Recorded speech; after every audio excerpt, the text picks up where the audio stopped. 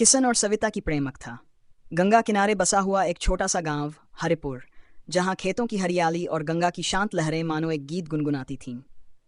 इसी गांव में किशन और सविता की प्रेम कहानी की शुरुआत हुई, जो गांव की गलियों से होती हुई हर दिल तक पहुंच गई। किशन एक मध्यम वर्गीय किसान का बेटा था। वह गांव में अपनी ईमानदारी और मेहनत के लिए जाना जाता था। किशन की मां का निधन बचपन में ही हो गया था, इसलिए वह अपने पिता के साथ खेतों में काम करता था और घर की जिम्मेदारियां भी निभाता था। किशन का जीवन सादा और संघर्षों से भरा हुआ था, लेकिन उसकी आंखों में हमेशा एक चमक और दिल में कुछ बड़ा करने की चाहत थी। सविता गांव के एक सम्मानित शिक्षक की बेटी थी। वह सुंदर, समझदार और पढ़ाई में हमेशा अव्वल रहती थी। सविता के पिता ने उसे बड़े लाड प्यार से पाला था और उसकी शिक्षा पर खास ध्यान दिया था। वह चाहते थे कि सविता पढ़ लिखकर एक सफल जीवन जिए और गांव की अन्य लड़कियों के लिए प्रेरणा बने। किशन और सविता की पहली मुलाकात गांव के विद्यालय में हुई थी, जहां किशन सविता के पिता से मिलने आया था। वह मुलाकात साधारण थी, लेकिन उसी पल से किशन के दिल में सविता के लिए एक खास जगह बन गई। धीरे धीरे किशन और सविता के बीच मुलाकातें बढ़ने लगीं।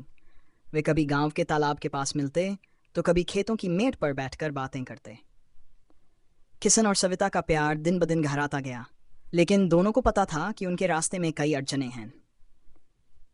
किशन की आर्थिक स्थिति और सविता के पिता की उच्च आकांक्षाओं के बीच खाई बहुत बड़ी थी। सविता के पिता ने उसके लिए शहर में एक अच्छे परिवार के लड़के से विवाह की बात चलानी शुरू कर दी थी। जब किशन और सविता को इस बात का पता चला तो उनके दिल टूट गए। उन्होंने इस मुश्किल घड़ी में एक दूसरे का साथ देने का फैसला किया।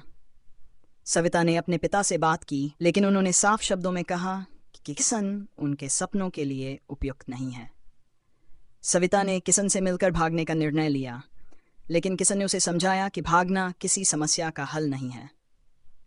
किशन ने अपनी मेहनत और ईमानदारी से सविता के पिता को प्रभावित करने की ठानी।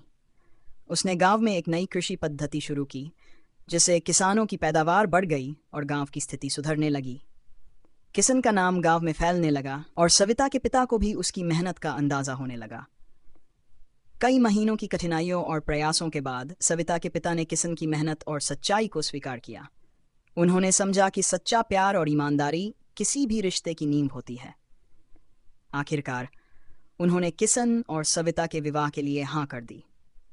किशन और सविता की प्रेमकथा ने हरिपुर के लोगों को यह सिखाया कि प्यार में अगर सच्चाई और समर्पण हो तो किसी भी बाधा को पार किया जा सकता है।